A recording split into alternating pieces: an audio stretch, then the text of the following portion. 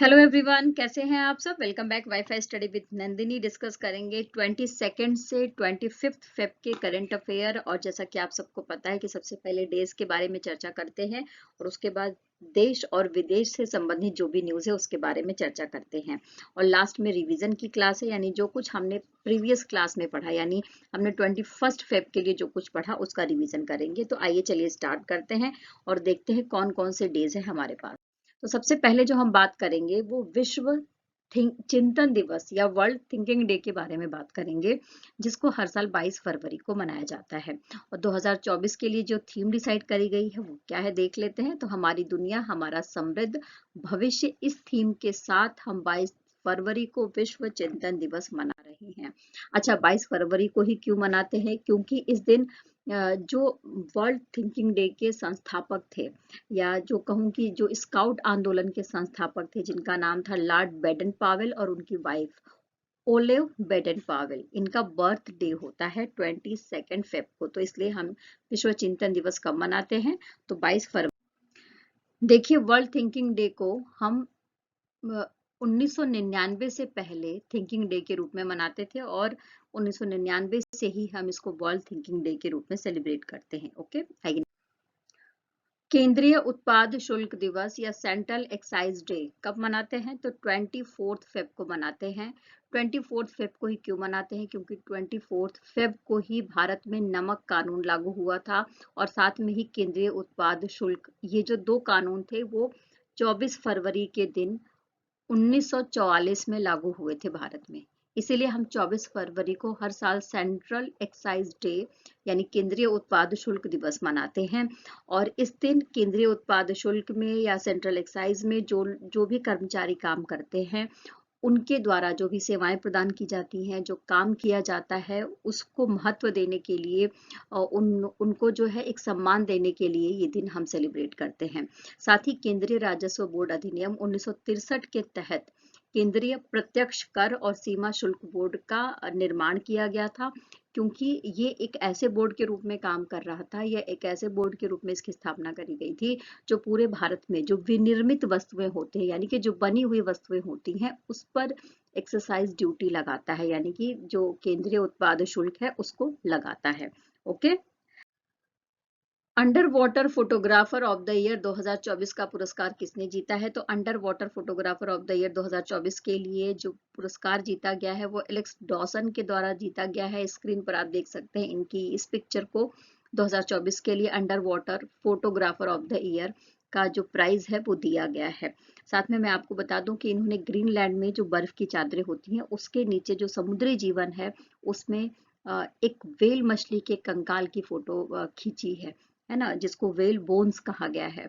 तो इस पिक्चर को वेल बोन्स कहा गया है, जो ग्रीनलैंड के जो समुद्री जीवन है उसको दर्शाता है और जो एकांतपन है वहां के, वहां को दिखाता है। तो याद रख लेंगे, under water photographer of the year का पुरस्कार किसने जीता है? तो एलेक्स डॉसन ने जीता है। और ये सारी डिटेलिंग है टेलीग्राम के लिंक पर भी, ये सारी डिटेलिंग इंग्लिश और हिंदी दोनों में आप देख सकते हैं, पढ़ सकते हैं। फ्रांस का सर्वोच्च नागरिक है और नागरिक सम्मान, जैसा कि हम सबको पता है कि हर साल दिया जाता है, इस बार भारतीय को दिया गया है। और किस भारतीय को दिया गया है यहाँ पर पूछा जा रहा है। तो फ्रांस का सर्वोच्च नागरिक सम्मान जिस भारतीय को दिया गया है, स्क्रीन पर आप उन्हें देख सकते हैं। बहुत ज्यादा चर्चित व्यक्ति है, इनका नाम है शशि थरूर। क्या नाम है? शशि थरूर। अच्छा, जो जो फ्रांस का सर्वोच्च नागरिक सम्मान है उसका नाम क्या है? तो knight of the legion of honour. Okay, और इसको हम फ्रेंच लैंग्वेज में कहते हैं शेवेलियर डे लॉ लेगियन डी ऑनर। तो इससे सम्मानित किया गया है शशि थरूर को। शशि थरूर के जो बुक्स हैं, जो किताबें हैं, उनका जो एक एटीट्यूड रहता है देश और विदेश के लिए और दुनिया भर की जो खबरें वो बताते हैं, उसके लिए, और उनका जो राष्ट्र के लिए जो काम है और दुनिया भर के लोगों को जो वो अवेयर करते हैं, इन सब बातों को ध्यान में रखते हुए ये प्राइज उन्हें दिया गया है। और उनकी जो पुस्तकें हैं उनको देख लेते हैं। तो an era of darkness, PACS India और द ग्रेट इंडियन नॉवेल जैसी प्रसिद्ध पुस्तकें इनके द्वारा लिखी गई हैं। और ये पुरस्कार इनको कहाँ दिया गया है? तो जो भारतीय राजदूत जो राजदूत दूतावास है फ्रांस का, वहां पर इनको ये सम्मान दिया गया है। क्लियर, इस बात को ध्यान में रख लेंगे। अच्छा, ये जो फ्रांस का सम्मान है, जो राष्ट्रीय सम्मान है, इसको कब लागू किया गया था? किसने लागू किया था, तो वो भी देख लेते हैं। तो लेगियन डी ऑनर के बारे में बात करें तो नेपोलियन बोनापार्ट के द्वारा 1802 में इसको स्थापित किया गया था। उन व्यक्तियों के लिए जो फ्रांस के नहीं होते हुए भी फ्रांस के बाहर के होते हैं और फ्रांस के लिए कुछ उल्लेखनीय काम करते हैं, इन सब बातों को ध्यान में रखते हुए किया गया था नेपोलियन बोनापार्ट के द्वारा। साथ में फ्रांस की राजधानी पेरिस है, राष्ट्रपति इमैनुअल मैक्रोन है और इमैनुअल मैक्रोन ही 26 जनवरी पर जो परेड हुई थी गणतंत्र दिवस के अवसर पर भारत के मुख्य अतिथि के रूप में भी आए थे। प्रधानमंत्री कौन है, तो गैब्रियल अटल है और वहां की जो आधिकारिक भाषा है वो फ्रेंच है, जरूर याद रख लेंगे। नेक्स्ट बात करेंगे 50 देशों की भागीदारी वाला मिलन नौसेना अभ्यास कहाँ पर आयोजित किया जा रहा है। तो देखो, सबसे पहले मैं आपको बता दूं कि मिलन नौसेना अभ्यास है, ठीक है। इसमें 50 देश शामिल हो रहे हैं। साथ ही ये कहाँ पर आयोजित किया जा रहा है, सबसे पहले तो ये बता दूं मैं आपको कि ये 2 साल में एक बार इसका आयोजन किया जाता है। 50 देश इसमें शामिल हो रहे हैं और विशाखापट्टनम में इसका आयोजन किया जा रहा है। कहाँ पर, विशाखापट्टनम में इसका आयोजन किया जा रहा है। और ये कब से कब तक चलने वाला है, तो इसके बारे में भी देख लेते हैं। तो 16 से लेकर 27 फरवरी के बीच में ये चलने वाला है। Okay, clear. आइए नेक्स्ट बात कर लेते हैं। अमेरिका की किस निजी कंपनी ने चांद पर पहला कमर्शियल अंतरिक्ष यान उतारा है। चांद के दक्षिणी ध्रुव पर ये कमर्शियल अंतरिक्ष यान उतर गया है और अमेरिका की एक निजी कंपनी है, प्राइवेट कंपनी है, उसने ये कारनामा करा है और उस कंपनी का नाम यहाँ पर पूछा जा रहा है। तो उसका नाम है N2A2 मशीन्स। क्या नाम है, N2A2 मशीन्स, जिसको वहां पर IM कहा जाता है।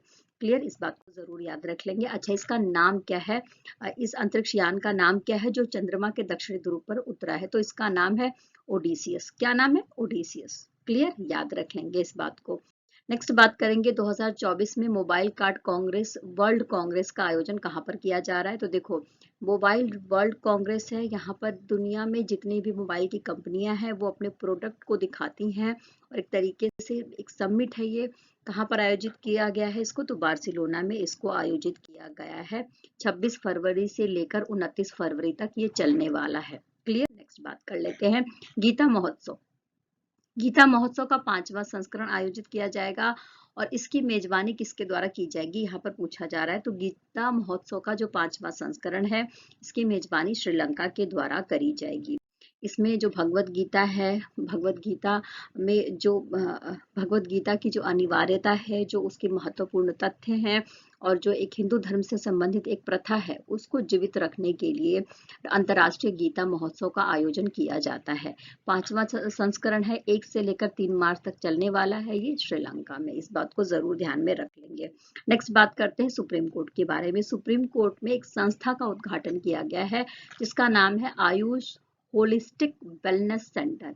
और इस वेलनेस सेंटर का उद्घाटन इसलिए किया गया है जिससे कि वहां के न्यायाधीश और वहां के कर्मचारी अपनी हेल्थ का और मानसिक स्वास्थ्य का ध्यान रख सकें।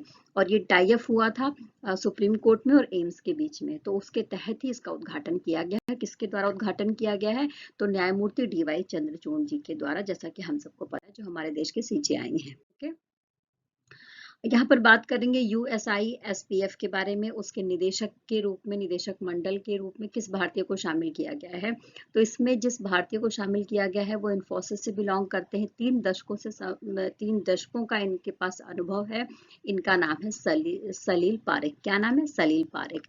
अच्छा देखो, USISPF क्या है, तो भारत और USA के बीच में जो एक व्यापारिक संबंध है उसके लिए महत्वपूर्ण एक संस्था के रूप में काम करता है।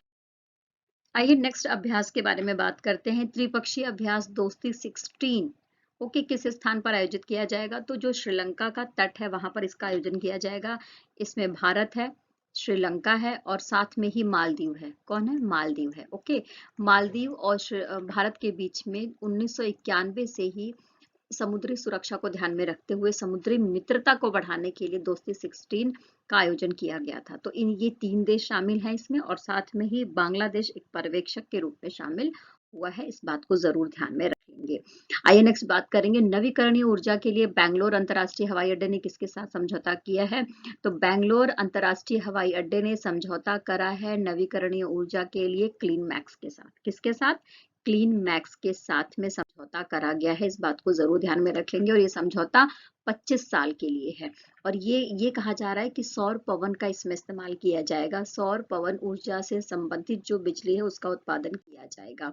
नेक्स्ट बात करेंगे डीआरडीओ के बारे में। डीआरडीओ के द्वारा एक स्वदेशी लेजर हथियार प्रोटोटाइप का विकास किया गया है और इसका नाम पूछा जा रहा है, तो इसका नाम है दुर्गा 2। क्या नाम है? दुर्गा 2। इस बात को जरूर ध्यान में रख लेंगे। नेक्स्ट बात कर लेते हैं, आईआरसीटी ने प्री ऑर्डर भोजन वितरण के लिए किसके साथ साझेदारी करी है? तो देखो, यात्रियों को, यानी यात्री जो चाहे वो खा सके, इस बात को ध्यान में रखते हुए जो हमारा आईआरसीटीसी है उसने प्री ऑर्डर भोजन के लिए टाई अप करा है। और ये टाई अप किसके साथ करा गया है? तो स्विगी के साथ ये टाई अप करा गया है। सबसे पहले इसको स्टार्ट कहाँ पर किया गया था? तो हमारे देश के जो 4 प्रमुख रेलवे स्टेशन थे वहां पर स्विगी के साथ में स्टार्ट किया गया था, जैसे बेंगलुरु, भुवनेश्वर, विजयवाड़ा और विशाखापत्तनम। बाद में जोमेटो के साथ में नई दिल्ली, प्रयागराज, कानपुर, लखनऊ और वाराणसी के साथ में स्टार्ट किया गया था। यानी इन रेलवे स्टेशनों के लिए स्टार्ट किया गया था जोमेटो के साथ में, और अब पूरे भारत के लिए स्टार्ट किया गया है, स्विगी के साथ में टाई अप किया गया है आईआरसीटीसी के द्वारा। केंद्र सरकार ने महिला सुरक्षा योजना को कब तक जारी रखने का फैसला किया है? तो देखो, महिला सुरक्षा योजना इसको अब जारी रखा जाएगा 2025 और 2026 के लिए, ऐसी घोषणा केंद्र सरकार के द्वारा करी गई है। 2021 और 22 में इसको स्टार्ट किया गया था, इस योजना को, इस बात को समझ लेंगे। उड़ीसा के किस स्थान पर स्किल इंडिया सेंटर का उद्घाटन किया गया है? और उड़ीसा के इस स्थान पर ये पहला स्किल इंडिया सेंटर है। इसका किस जगह पर किया गया है? तो संबलपुर में किया गया है। साथ में मैं आपको बता दूं कि ये कौन है, तो वो है, ये है धर्मेंद्र प्रधान जी। धर्मेंद्र प्रधान जी हमारे देश में जो केंद्रीय उद्यमिता और साथ में हमारे जो केंद्रीय शिक्षा मंत्री हैं। ओके, नेक्स्ट बात कर लेते हैं, उत्तर प्रदेश में कहां पर पहला कछुआ संरक्षण रिजर्व स्थापित किया जाएगा? देखो, घाघरा नदी है, ठीक है, तो घाघरा नदी की सहायक नदी है सरजू नदी। कौन सी नदी? सरजू नदी। तो सरजू नदी के तट पर ही कछुआ संरक्षण रिजर्व स्थापित किया जाएगा। और ये कहां पर पड़ता है? तो उत्तर प्रदेश के गोंडा में पड़ता है। तो उत्तर प्रदेश के गोंडा में इस रिजर्व का निर्माण किया जाएगा। किसके सहायता से किया जाएगा? तो वन विभाग करेगा, गोंडा जिले का turtle survival alliance foundation India के सहयोग से। क्लियर? और 2 किलोमीटर का विस्तार होगा और वहीं पर जो है, जो हमारा कछुआ संरक्षण रिजर्व है उसका निर्माण किया जाएगा। नेक्स्ट बात करेंगे, छत्तीसगढ़ में शिक्षा मंत्री ने कितने पीएम श्री स्कूलों का उद्घाटन किया है? तो पीएम श्री स्कूलों का उद्घाटन किया गया है, छत्तीसगढ़ में किया गया है। और हमारे देश के जो शिक्षा मंत्री धर्मेंद्र प्रधान जी, इनके द्वारा किया गया है। उनकी संख्या यहाँ पर पूछी जा रही है, तो संख्या है 211। ओके, क्लियर, याद रख लेंगे। बैगलेस स्कूल पहल की शुरुआत किस राज्य ने करी है? तो देखो, बैगलेस स्कूल पहल की जो शुरुआत है वो मध्य प्रदेश के द्वारा करी गई है।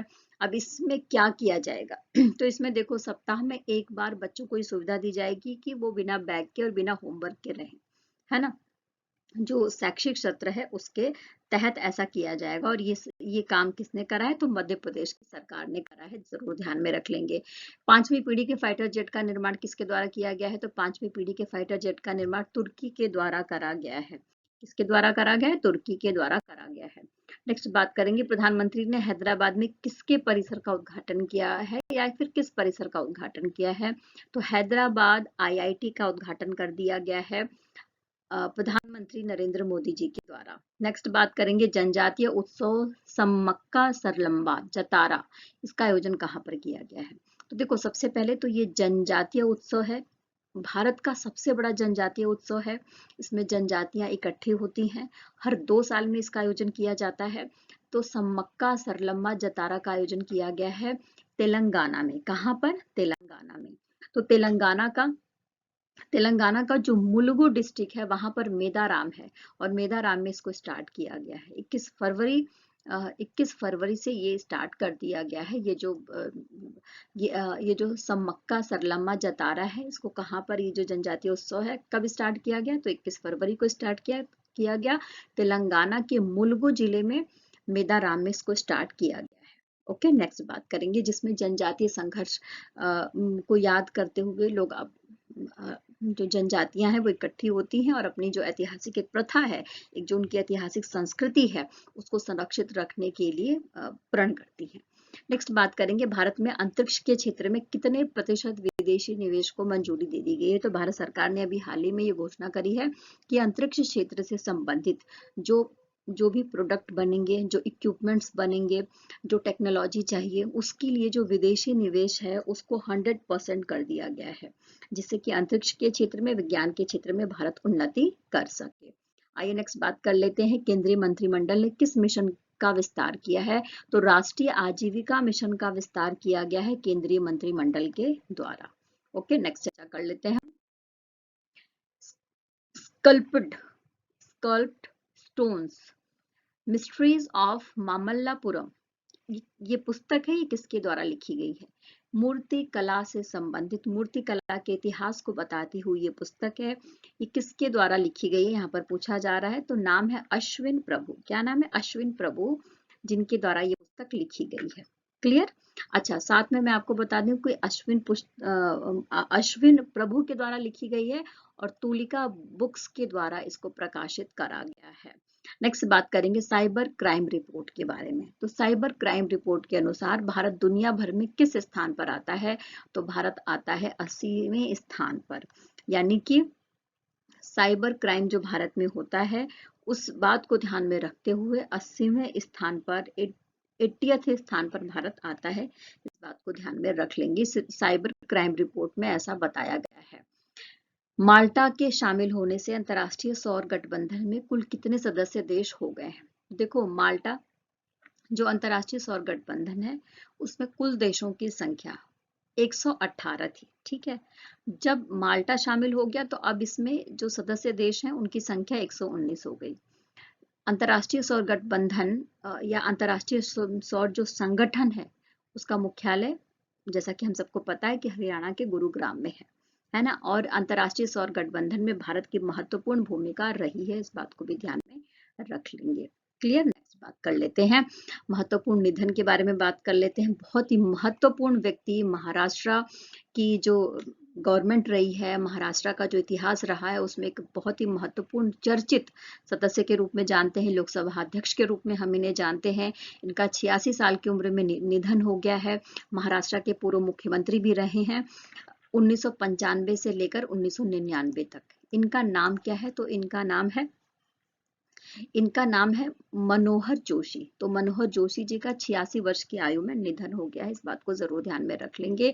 और 2002 से लेकर 2004 तक ये लोकसभा अध्यक्ष के रूप में भी काम कर चुके हैं, जब वाजपेयी गवर्नमेंट थी तब। ओके, आइए नेक्स्ट बात कर लेते हैं। इनकी आवाज हमने रेडियो पर जरूर सुनी है।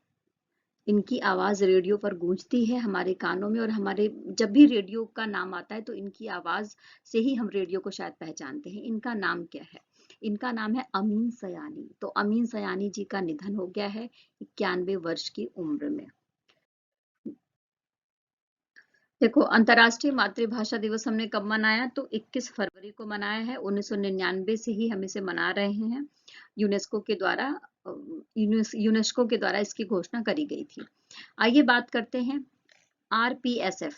आरपीएसएफ जवान है, कांस्टेबल हैं, जिनका नाम है श्री शशिकांत। इनको जो है जीवन रक्षा पदक दिया गया है, याद रख लेंगे, जीवन को बचाने के लिए ये पदक दिया जाता है।